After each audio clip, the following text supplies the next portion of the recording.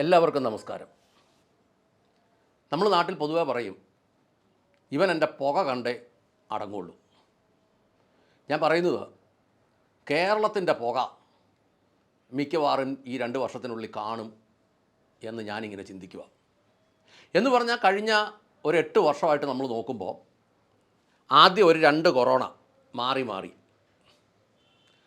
അത് കഴിഞ്ഞപ്പോഴത്തേനും ഒരു 2 പ്രളയങ്ങൾ മാറി പിന്നെ ഒരു കൊടിയ ചൂട്, പിന്നെ ഇപ്പോൾ അതിൻ്റെ ബാക്കിയായിട്ട് ഇപ്പോൾ വരുന്ന കൊടിയ മഴ.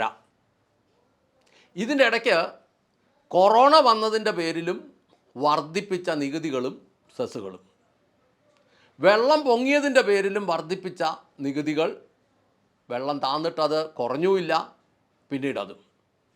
നമ്മൾ നോക്കുമ്പോൾ കേരളത്തിൻ്റെ അവസ്ഥ ഒന്നാമത് തകർന്ന് തരിപ്പണമായ സാമ്പത്തിക സ്ഥിതി, ഓരോ ദിവസവും ഓരോ രീതിയിലുള്ള പ്രതിസന്ധികൾ, വർദ്ധിച്ചു വരുന്ന കടഭാരങ്ങൾ, ഇന്ത്യയിൽ ഏറ്റവും കൂടുതൽ ജോലിയില്ലാത്ത മനുഷ്യരുള്ള സംസ്ഥാനമെന്ന ബഹുമതി, നിയമവാഴ്ചയോ സുരക്ഷിതമില്ലായ്മയോ ആയ സ്ഥലം,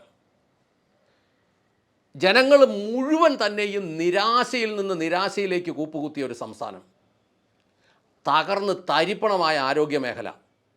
ഈയിടെ ഒരാൾ പറയുക, ഹൈറേഞ്ചിലൊരു ഹോസ്പിറ്റലിൽ, ഒരു ഗവൺമെൻറ് ഹോസ്പിറ്റലിൽ പോയി ക്യൂ നിന്ന് 4 മണിക്കൂർ ക്യൂ നിന്നപ്പം ഡോക്ടറെ കണ്ടു കഴിഞ്ഞപ്പം 4 പാരസെറ്റാമോൾ, ഈ 4 പാരസെറ്റാമോളെ കിട്ടുമായിരുന്നുള്ളൂ എന്നൊരറിവുണ്ടായിരുന്നെങ്കിൽ ആദ്യമേ ആ മെഡിക്കൽ സ്റ്റോറിൽ പോയി 4 പാരസെറ്റാമോൾ അങ്ങ് മേടിച്ചാൽ പോരായിരുന്നു. ഇത് ഗവൺമെൻറ് ഹോസ്പിറ്റലുകളുടെ അവസ്ഥ. ഈയിടെ നമ്മൾ കേട്ടു, ചിലരുടെ വായിക്കാത്ത ഇടതുവശത്തെ പല്ലും പറിക്കാൻ ചെല്ലുന്നവരുടെ വലതുവശത്തെ പല്ല് പറിച്ച് കളയുന്നു, ചിലയിടത്ത് ഡെഡ് ബോഡി മാറിപ്പോകുന്നു, 6-ാം വിരൽ ഓപ്പറേഷൻ ചെയ്യാൻ ചെല്ലുന്ന കുട്ടിയുടെ വായ്ക്കകത്ത് കയറി ഓപ്പറേഷൻ ചെയ്യുന്നു, കത്രിക അകത്ത് വെച്ച് തുന്നിക്കെട്ടി വിടുന്നു. കാരണം മൊബൈലിലെങ്ങാണ്ട് നോക്കി ഗെയിം കളിച്ചുകൊണ്ടെങ്ങാണ്ട് ഓപ്പറേഷൻ ചെയ്യുന്നത്. പിന്നീട് നോക്കുമ്പോൾ വേറൊരാക്കിടേണ്ട കമ്പി ഇപ്പുറത്തൊരാക്കിടുന്നു. ഇങ്ങനെ യാതൊരു ഉത്തരവാദിത്വവുമില്ലാത്ത ആരോഗ്യ മേഖല, കാർഷിക മേഖല സകലതും തകർന്ന് തരിപ്പണമായി നിൽക്കുന്ന അവസ്ഥ. ഇതിൻ്റെ കൂട്ടത്തിൽ ഈയിടെ ആയപ്പോഴത്തേനും ഗുണ്ടകളുടെ വിളയാട്ടം, 4 വശത്തും ഗുണ്ടകൾ. അത് സിനിമ സ്റ്റൈലിൽ, സിനിമയ്ക്കകത്ത് കാണുന്ന കാര്യങ്ങൾ യഥാർത്ഥ ജീവിതത്തിൽ വരുന്നത് വളരെ നിസ്സാരമായിട്ടിപ്പോൾ കാണാവുന്ന ഒരു സാഹചര്യം. അഴിമതി വേറൊരു വശത്തൂടെ, കൈക്കൂലി വേറൊരു വശത്തൂടെ, ചോദിക്കാനും പറയാനും ആരുമില്ലാത്ത ഒരവസ്ഥ, ജനദ്രോഹ നടപടികൾ അനുദിനം. ഇനി ഏറ്റവും ഭീകരമായിട്ട് നമ്മൾ കാണുന്നത് നിന്നു പോകുന്ന അനേകം വ്യാപാര സ്ഥാപനങ്ങൾ. കഴിഞ്ഞ ദിവസം എൻ്റെ ഒരു വീഡിയോയുടെ അടിയിൽ ഒരു കമൻറ്റ് കിടക്കുക, തൊടുപുഴയിൽ വ്യാപാരം വളരെ കുറവാണെന്ന് ഒരാൾ കമൻറ്റ് ഇട്ടിരിക്കുക. അപ്പോൾ അതിൻ്റെ താഴെ ഒരാൾ വേറൊരു കമൻറ്റ് ഇട്ടിരിക്കുക, തൊടുപുഴ മാത്രമൊന്നുമല്ല, കേരളം മുഴുവൻ അങ്ങനെയാണെന്ന് പറഞ്ഞു. എല്ലാ സ്ഥലങ്ങളിലും വ്യാപാര മാന്ദ്യം. പിന്നെ ഇനിയിപ്പോൾ നടക്കാൻ പോകുന്നൊരു കാര്യം, ഈ 4-ാം തീയതി ഈ ഇലക്ഷൻ റിസൾട്ട് കൂടി അങ്ങോട്ട് കഴിഞ്ഞാൽ കേരളത്തിൽ വരാൻ പോകുന്നത് ഒരു കൂട്ട ജപ്തിയായിരിക്കും. കാരണം ബാങ്കുകാരൻ കഴിഞ്ഞ 2 മാസമായിട്ട് അനങ്ങാതെ നിൽക്കുക. അതൊരു അദൃശ്യ നിർദ്ദേശം ഗവൺമെൻറ്റിൻ്റെ കയ്യിലുണ്ടെന്നാണ് ഞാൻ മനസ്സിലാക്കുന്നത്. ഗവൺമെൻറ് പറഞ്ഞിട്ടുണ്ട്, ഇപ്പം ജപ്തി ചെയ്യരുത്, ജപ്തി ചെയ്യാതെ നോക്കി നിന്നോ, ഇലക്ഷൻ അങ്ങോട്ട് കഴിഞ്ഞോട്ടെ. ഇനി ഈ രാജ്യത്തെയും കൊള്ളയടിക്കാൻ ആരെയാണോ ജനം തീരുമാനിക്കുന്നത്, അല്ലെങ്കിൽ എന്തെങ്കിലുമൊക്കെ പണിയെടുത്ത് ആരാണെന്ന് തീരുമാനിക്കുന്നത് വരെ വലിയ പരിപാടികളൊന്നും ഇപ്പം ചെയ്യരുത്. അപ്പോൾ കഴിഞ്ഞ 2 മാസമായിട്ട് ഇത് പെൻഡിങ് വെച്ചിരിക്കുക. ഇനി ഇതിൻ്റെ കൂട്ടത്തിൽ തകർന്ന് തരിപ്പണമായി പോയ കോപ്പറേറ്റീവ് ബാങ്കുകൾ, ഒരു വസ്തു തന്നെ വെച്ച് 10 ലക്ഷം രൂപ വീട്ടുകാരനെടുത്തിട്ടുണ്ടെങ്കിൽ അതിൻ്റെ പേരിൽ 1 കോടി രൂപയും കൂടെ ഡയറക്ടർ ബോർഡ് അംഗങ്ങൾ എടുത്തെടുത്ത് ഈ നാട്ടിലുള്ള കോപ്പറേറ്റീവ് ബാങ്കുകളെല്ലാം മുടിഞ്ഞ് മുദ്രയിട്ട് പോയി. കോട്ടയം ജില്ലയിലുള്ള പല കോപ്പറേറ്റീവ് ബാങ്കുകളും രാത്രിയിൽ അടയ്ക്കാൻ പറ്റുന്നില്ലെന്നുള്ളതാണ് ഇപ്പോഴത്തെ ഒരു വാർത്ത. ജനം വാതൊക്കെ കിടക്കുക, ഞങ്ങളുടെ പൈസ തന്നിട്ട് പോയാൽ മതി. അപ്പോൾ അതുകൊണ്ട് അടയ്ക്കാതെ ഒരു സെക്യൂരിറ്റിയോ ഒരു സ്റ്റാഫോ ഒക്കെ കുത്തിയിരുന്ന് ബാക്കി ആളുകളൂടെ അങ്ങനെ നിൽക്കുക. ഈ അവസ്ഥയിലേക്ക് പാലായിലൊക്കെ അറിയപ്പെടുന്ന പല കോപ്പറേറ്റീവ് ബാങ്കുകൾ തകർന്ന് തരിപ്പണമായിപ്പോയി. ഇനി ഈ കൂട്ട ജപ്തികൾ നടന്നാൽ സംഭവിക്കാൻ പോകുന്നത് കൂട്ട ആത്മഹത്യകളും ഉണ്ടാകും. ഇങ്ങനെ കൂട്ട ആത്മഹത്യകളും ഉണ്ടാകുമ്പോൾ ഭൂമിയുടെ വില തകർച്ച ഒരിടത്ത്, ആർക്കും ഇതൊന്നും വേണ്ട.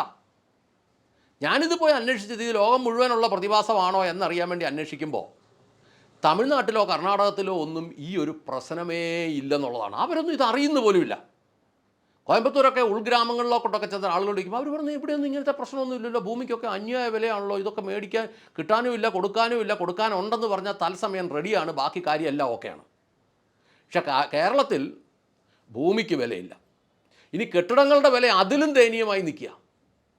അങ്ങനെ അടുത്തത് പിന്നെ ഈ വാടകയ്ക്കാണേലും ആളില്ലാത്തത് ഒരു വലിയ പ്രശ്നമായി മിക്ക കെട്ടിട ഉടമകളെയും ബാധിക്കുക. അത് റെസിഡൻഷ്യൽ ആണേലും താമസിക്കാനുള്ളതാണേലും വ്യാപാരങ്ങൾക്കുള്ളതാണേലും. പിന്നെ ഇപ്പം വന്നിതേ ബോംബുണ്ടാക്കിയവർക്ക് വരെ സ്മാരകം പണിയുന്ന അവസ്ഥയിലേക്ക് കാര്യങ്ങൾ പറഞ്ഞു. ബോംബുണ്ടാക്കിയവർക്ക് സ്മാരകം പണിയുന്നു. ഇനി KSEB വാട്ടർ അതോറിറ്റിയുടെയൊക്കെ കൊള്ളയടിക്കുന്ന സംവിധാനങ്ങൾ, ഉയർന്ന ഇന്ധനവില. മറ്റൊന്നാണ് ഈ തകർന്ന വിദ്യാഭ്യാസ മേഖല. സ്വന്തം പേരെഴുതാൻ അറിയത്തില്ലാത്തവർക്കും ഫുൾ A+. ഈ ഫുൾ A+ കിട്ടിയവനെല്ലാം കൂടെ വെളിയിൽ ചാടിക്കഴിഞ്ഞാൽ ഇനി ഒരു +2നോ ഒരു VHSCക്കോ ഒരു ITIക്കോ ഒരു പോളിക്കോ പോലും അഡ്മിഷൻ കിട്ടാത്ത ഒരവസ്ഥ വരും. വിളിച്ചു ചേർത്ത് കഴിയുമ്പോൾ ഫുൾ A+. അല്ലെങ്കിൽ ഒരു 4-5 A+ഉം ബാക്കിയെല്ലാം അതിന് തൊട്ടടുത്ത് മാർക്കൊക്കെ ഉണ്ട്. പക്ഷേ പലർക്കും അത് വിദ്യാഭ്യാസ ഡയറക്ടർ പറഞ്ഞു സ്വന്തം പേര് ഇംഗ്ലീഷിൽ തെറ്റാതെ എഴുതാൻ അറിയാൻ മേലാത്ത പിള്ളേർക്ക് ഇത്രയും കൊടുക്കുന്നത്. അടുത്തത് വിദ്യാലയങ്ങളിലെ ഭീകര അന്തരീക്ഷം. നമുക്കറിയാമല്ലോ, സിദ്ധാർത്ഥൻ എന്ന് പറഞ്ഞൊരു ചെറുക്കനെ, ഒരു യുവാവിനെ എത്ര ഭീകരമായിട്ടാണ് തല്ലിക്കൊന്നത്. ആക്രമം, അസമാധാനം, ഇതെല്ലാം കൂടെ നോക്കുമ്പോൾ ആദ്യത്തെ 2 കൊറോണ, ആ 2 കൊറോണയുടെ സമയം തന്നെ ഇന്ത്യ മുഴുവൻ ഇതുണ്ടായെങ്കിലും ലോകം മുഴുവൻ ഉണ്ടായെങ്കിലും അതിൻ്റെ ക്ഷീണത്തിൽ നിന്ന് ഇന്നും എഴുന്നേക്കാത്ത ഒരു സ്ഥലമെന്ന് പറയുന്നത് കേരളമാണ്. അത് കഴിഞ്ഞപ്പോഴത്തേനും 2 പ്രളയം 2 രീതി വന്നു. അത് 2 രീതി വന്നതിന് ശേഷമാണ് ആ പ്രളയമെല്ലാം കഴിഞ്ഞ ഈ കൊല്ലത്തെ കൊടും ചൂടും മലയാളി അനുഭവിച്ചു. കൊടും ചൂട് കൂടിയപ്പോൾ വൈദ്യുതി വിറ്റും സർക്കാർ കോടികളുണ്ടാക്കി. അപ്പോൾ ഇനിയിപ്പോൾ സംഭവിക്കാൻ പോകുന്നത്, കൊടും ചൂട് കഴിഞ്ഞിട്ട് ജൂൺ മാസം ആയിട്ടില്ല, മെയ് അവസാനമായപ്പോഴത്തേനും വെള്ളപ്പൊക്കമായി. എറണാകുളം മുങ്ങി, പാലാ മുങ്ങി, ഈ ചുറ്റുവട്ടം കോട്ടയം ജില്ല, ആലപ്പുഴയൊക്കെ ഏറ്റവും വലിയ മഴയുണ്ടായെന്ന് പറയുന്നു. അങ്ങനെയെങ്കിൽ ഇനിയിപ്പോൾ ഇതിൻ്റെ പേരിൽ ഇപ്പം നികുതിയെല്ലാം കൂട്ടാൻ തുടങ്ങും. ഇതിന് സെസ്, അതിന് സെസ്, മറ്റേതിന് സെസ്, മറിച്ചതിന് സെസ്, അങ്ങനെ ഇനി ഇന്ത്യയിലെ തന്നെ ഏറ്റവും വലിയ ദൂർത്തുകൾ നടക്കുന്ന ഒരു സംസ്ഥാനവും. ഇനി ഇതിൻ്റെ എല്ലാം കൂടെ ചേർന്നുള്ള നികുതി ഭാരവും കൂടെ കൂട്ടുമ്പോൾ ഞാൻ ചിന്തിക്കുകയാണ്, കേരളത്തിൻ്റെ പുക കാണാനുള്ള സാധ്യതയുണ്ട്. അത് മിക്കവാറും തീർത്തു വെക്കും. അങ്ങനെയെങ്കിൽ കേരളത്തിൻ്റെ പുക കാണും എന്ന യാഥാർത്ഥ്യം ഇതെല്ലാം കൂടെ കൂട്ടി വായിച്ചുകൊണ്ട് ദൈവം ഇതിനൊരു ശാശ്വത പരിഹാരം തരണമേ എന്ന് ഹൃദയത്തിൽ ആത്മാർത്ഥമായി പ്രാർത്ഥിച്ചുകൊണ്ടും നിർത്തുന്നു. നന്ദി, നമസ്കാരം.